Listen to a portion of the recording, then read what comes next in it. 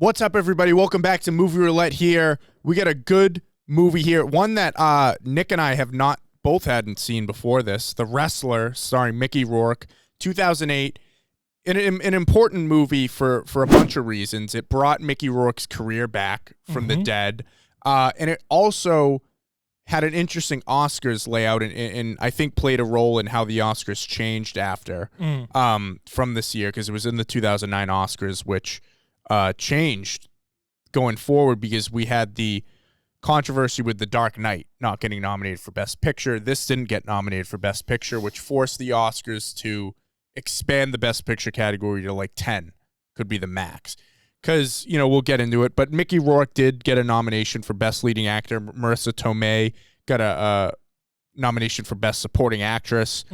I remember when this movie came out, I didn't watch it initially, obviously. I was pretty young, but you're like 4 years old. I remember my parents talking about it, the buzz around it, like Mickey Rourke's back, you know, from Pope of Greenwich Village. Very different Mickey Rourke in this movie, but I really like this. You know, I've heard great things. I had seen occasional scenes like out of context, but I really love this movie.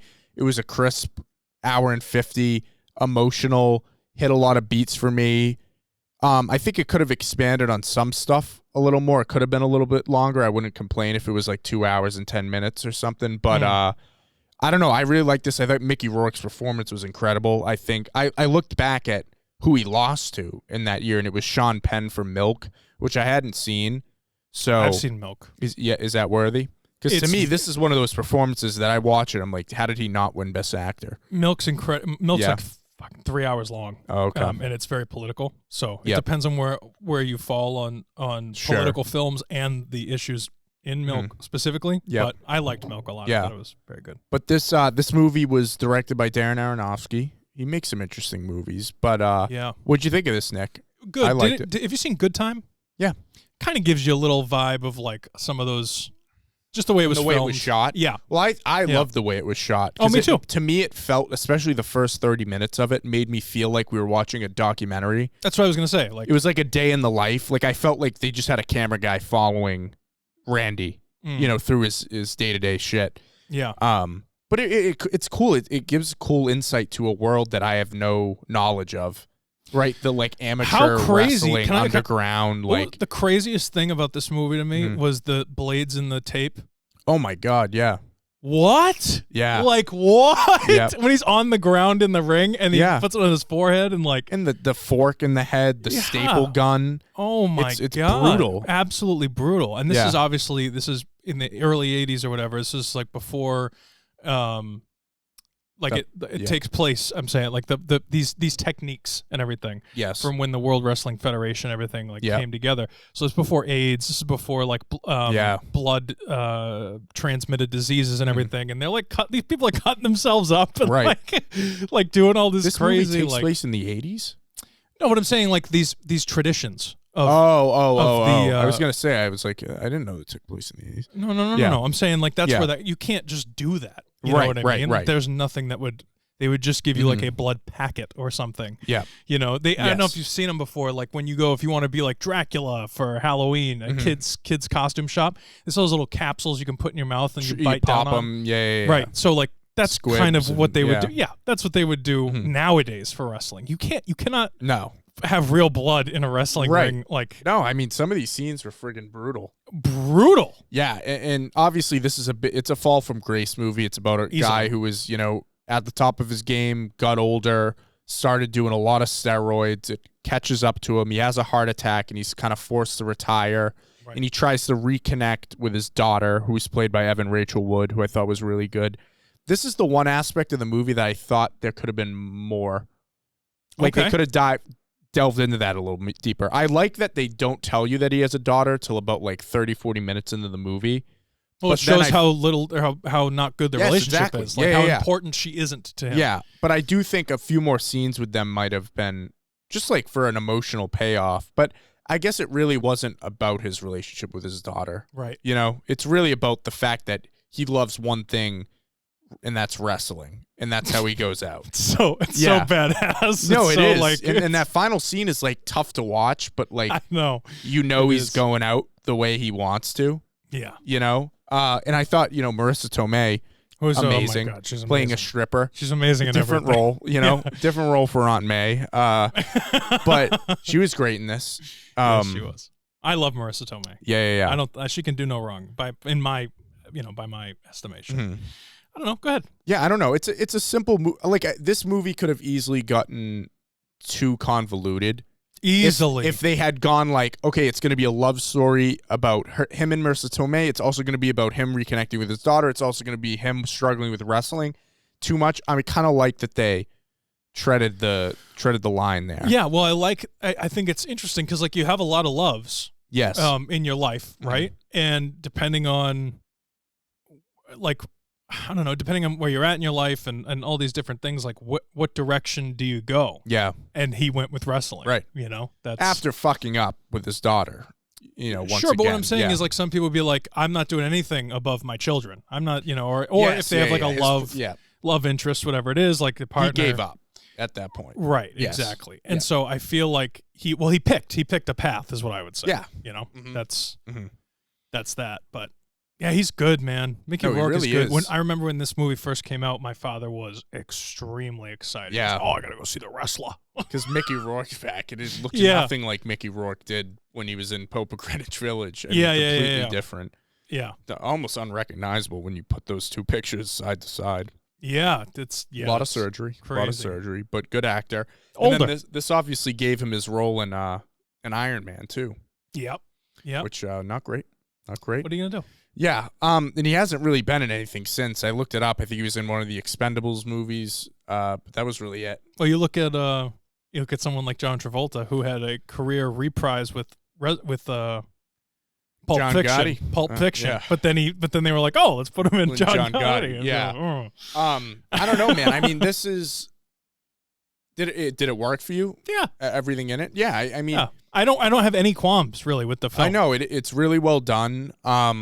Again, great performances. Kind of an outlier. Yeah. Like it's not talked about enough, in my opinion. Like I feel like it had its moment. You know what I mean? No, but and I think a lot of it has to do with like the fact that like today, this is easily a Best Picture nominee.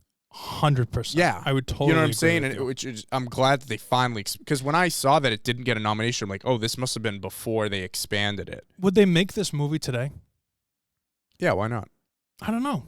I don't know if I think it's too. I mean, Darren Aronofsky is not him. I'm saying like, would this movie get made today? If this was never a thing and someone wrote this script, I don't know if they would. I think if it was a prestige director, but maybe sure. Maybe. Yeah, if it was a no-name director coming up who had the script, probably not. Because I'm just saying, like it's a very.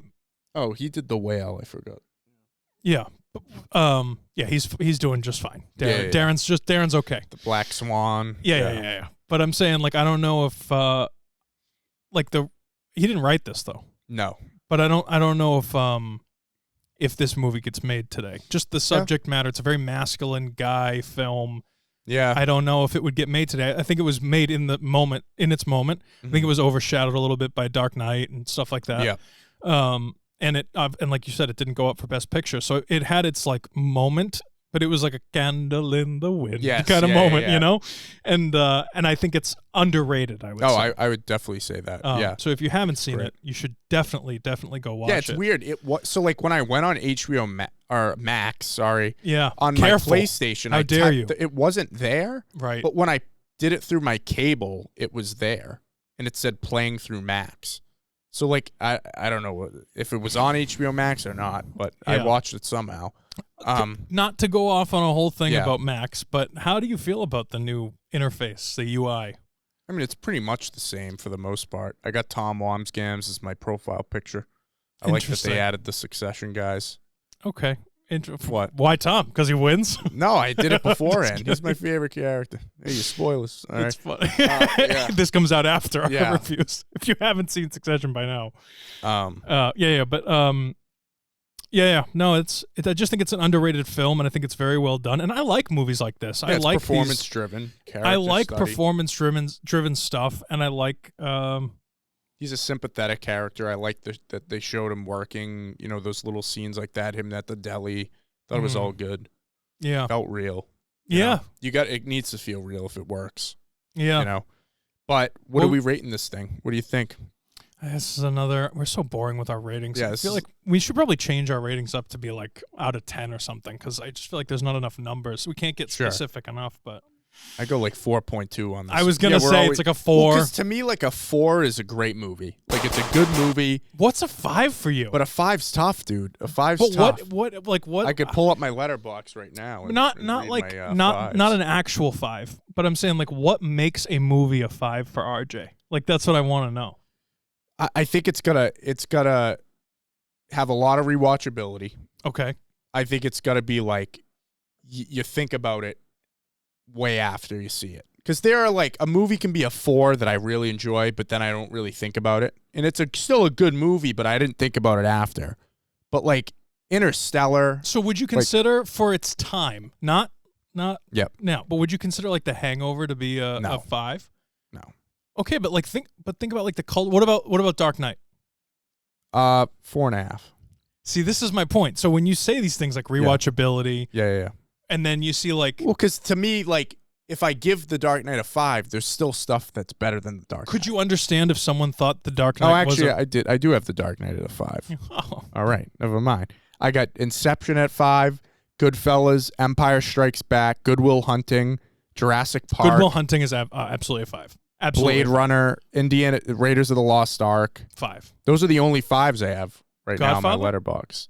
I don't think I had that even rated yet. I like to like rewatch because I download it. It's rewatchable. Yeah, but yeah, to me it's gotta be. It's I don't know. It's gotta stand the test of time. That's fair.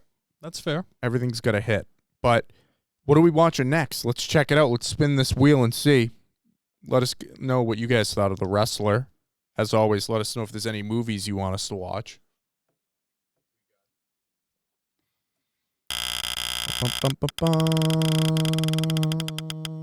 Oh my God, I was going to say, please be Blade Runner. I just said Blade Runner's a 5. Spoilers. 1982. Spoilers. This is good. The original, the OG. We'd have to force Matt, put a gun to his head to watch this movie, but he's not on here, so. I know. Yep. Well, Blade Runner, one of my favorite movies ever. I'm excited to get into this. I've actually been meaning to rewatch it, so this is perfect. Yeah. But guys, watch Blade Runner. Watch the final cut. That's the best version. And let us know what you thought of The Wrestler, guys. The Movie Roulette episodes drop every Monday at 12 p.m. We got the Movie Mob podcast Fridays at 6 p.m. if you want some more movie news, more relevant stuff, guys. Check it out. As always, thanks for watching. Like, subscribe, comment below. We'll see you next week. How you doing?